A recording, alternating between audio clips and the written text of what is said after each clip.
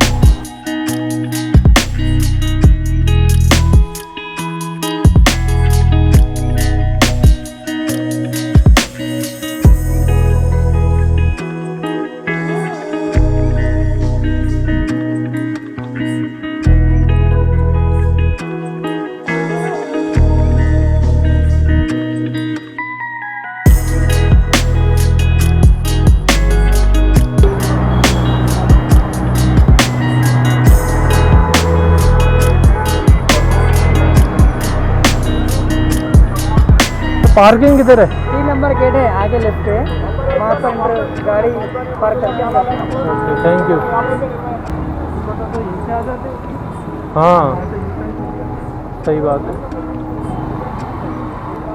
वो बोल रहा है इधर आओ, वो बोल रहा है उधर आओ।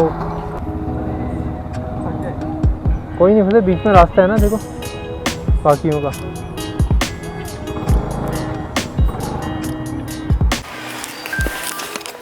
तो मंदिर जाके हम लोग अब नेहरू जूलॉजिकल पार्क, जो कि काफ़ी बड़ा पार्क है, वहाँ आ गए हैं। अभी बटरफ्लाई गार्डन में घूम रहे हैं, देखो बटरफ्लाईज।